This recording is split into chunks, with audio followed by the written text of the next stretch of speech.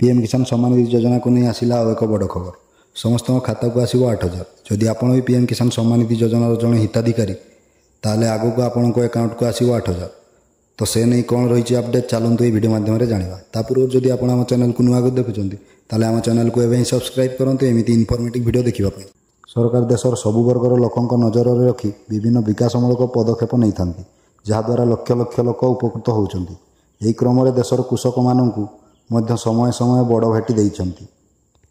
जदि उत्सगुड़िक विश्वास करा जाय तेबे जानिबाकु मिलुछि जे प्रधानमंत्री किसान योजना अधीन में वार्षिक 6,000 टंका बदल में 8,000 टंका देवाकु योजना करुछि। जून 18 में प्रधानमंत्री किसान 17तम किस्ती भाव में प्रधानमंत्री मोदी एका सांगरे 20,000 कोटी अधिक टंका रिलीज करथिले।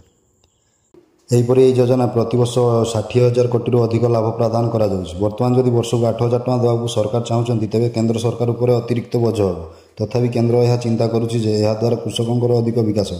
तेणु जुलाई में बजेट उपस्थापित हेले कृषक मैंने खुशी खबर पाइबार संभावना रही। आशा अनुसार जदि केंद्र पीएम किसान अधीन में वर्ष को 8,000 टंका देवाकु चाहुचंती तेबे 18तम किस्ती 4,000 टंका देवार संभावना अच्छी। कारण यह वर्ष सरकार 2टी किस्ती 4,000 टंका दे सारी।